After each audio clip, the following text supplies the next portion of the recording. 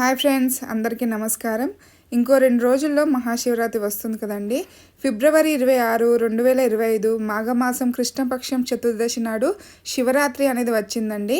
స్వామివారికి పూజ ఎలా చేసుకోవాలి, ఉపవాసం, జాగరణ గురించి పూర్తిగా ఈ వీడియోలో వివరిస్తాను. వీడియోని స్కిప్ చేయకుండా లాస్ట్ వరకు చూడండి. శివరాత్రి అనగానే అందరికి గుర్తొచ్చేది ఉపవాసం, జాగరణ, స్వామివారికి అభిషేకం. మహాశివరాత్రి రోజున భక్తి శ్రద్ధలతో స్వామివారిని పూజించినట్లయితే తప్పకుండా ఆ స్వామివారు ఆశీర్వాదంతో కైలాసవాసం సిద్ధిస్తుందని పెద్దలు చెప్తూ ఉంటారు. ఈ రోజున స్వామివారిని ప్రత్యేకంగా పూజ చేసుకోవడానికి పూజ మందిరంలో కానీ లేదా పూజ చేసుకునే స్థలంలో కానీ ఇలా పసుపును రాసి శుద్ధి చేసుకొని ఒక పీఠాన్ని ఏర్పాటు చేసుకోవాలి. మనం తీసుకున్న పీటపై బియ్యం పిండితో ముగ్గును వేసుకొని ఆ ముగ్గుపై పసుపు కుంకుమతో అలంకరించుకున్న తర్వాత ఇప్పుడు ఒక తెల్లనిది కానీ పసుపు కలర్ది కానీ శుభ్రమైన క్లాత్ని తీసుకొని పీటపై వేసుకోవాలి. ఇప్పుడు 1 లేదా 3 పిడికెళ్ళ బియ్యాన్ని వేసుకొని బియ్యంపై పసుపు కుంకుమ, స్వామివారికి ఇష్టమైన విభూదిని వేసుకొని స్వామివారి పటాన్ని తీసుకొని గంధం కుంకుమలతో బొట్లు పెట్టుకొని చక్కగా అలంకరించుకోవాలి. ఇలా అలంకరించుకున్న పటాన్ని పీటపై సిద్ధం చేసుకోవాలి. స్వామివారిని చక్కగా పూలతో అలంకరించుకున్న తర్వాత ఏ పూజలో అయినా మనం ముందుగా వినాయకుడిని పూజిస్తాం కదండి. ఇప్పుడు పూజలో ఎలాంటి విఘ్నం కలగకుండా పసుపుతో చేసిన వినాయకుడిని కానీ వినాయకుడి విగ్రహం కానీ పెట్టుకొని పూజ అనేది చేసుకోవాలి.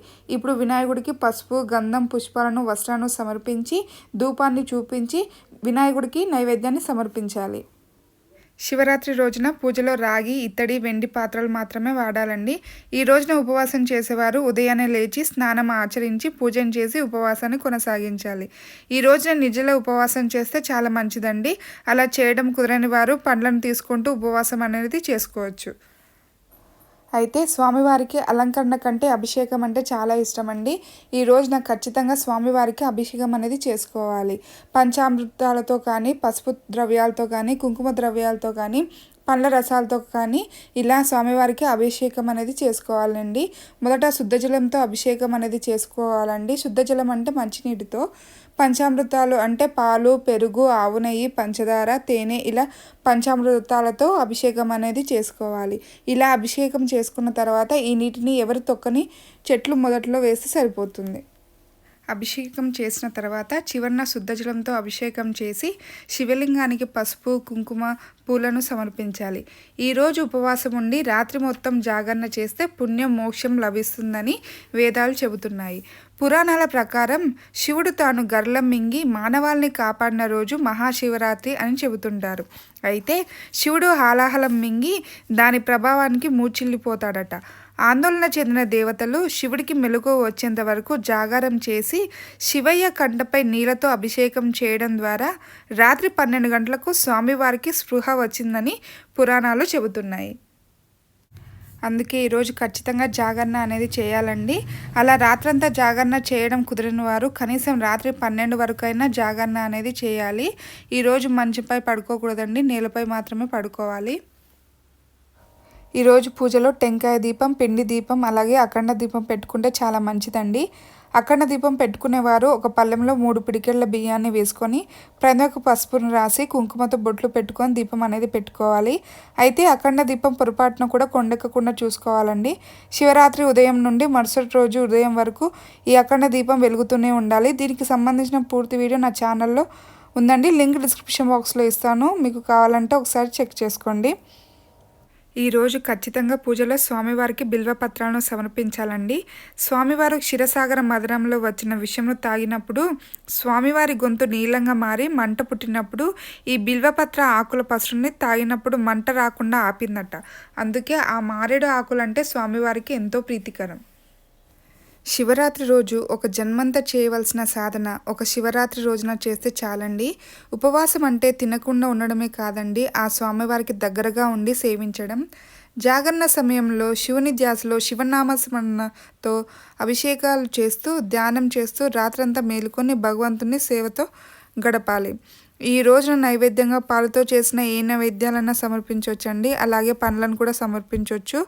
అలాగే టెంకాయను కూడా నైవేద్యంగా సమర్పించుకోవచ్చు. శివరాత్రి రోజున భక్తి శ్రద్ధలతో స్వామివారిని పూజించినట్లయితే తప్పకుండా ఆ స్వామివారు ఆశీర్వాదంతో కైలాసవాసం సిద్ధిస్తుందండి. ఈ రోజున తప్పకుండా ఉపవాసం ఉండి జాగరణ అనేది చేసుకోవాలి. ఈరోజు పూజ ఉదయం చేయడం కుదరని వారు సాయంత్రం అయినా చేసుకోవచ్చండి. శివునికి అభిషేకం ఉదయం సాయంత్రం చేస్తే చాలా మంచిది. అలా కుదరని వారు సాయంత్రం అయినా చేసుకోవచ్చు, కానీ ఏదో ఒక సమయంలో మాత్రం తప్పకుండా అభిషేకం అనేది చేసుకోవాలండి. ఈరోజు సాయంత్రం పగలు చేసుకునే పూజ కంటే అర్ధరాత్రి చేసుకునే పూజలో చాలా ప్రాధాన్యత ఉందండి. స్వామివారు నిశిత కాలంలో ఆవిర్భవించారు. మీకు కుదిరితే అర్ధరాత్రి లింగోద్భవ టైంలో అభిషేకం చేసుకుంటే చాలా మంచిదండి.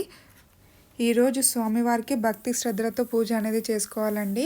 స్వామివారికి సంబంధించిన శక్తివంతమైన అష్టనామాలు చదువుకుంటూ పూజ అనేది చేసుకోవాలండి.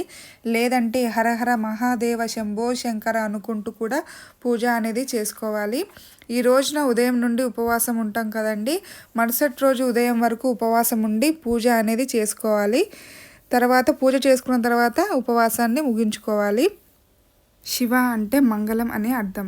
ఆ పరమశివుని అనుగ్రహం కోసం చేసుకునే ఈ పూజ నిష్టంగా చేసుకోవాలండి. ఈరోజు రుద్రాక్ష దీపం పెట్టుకున్న చాలా మంచిది.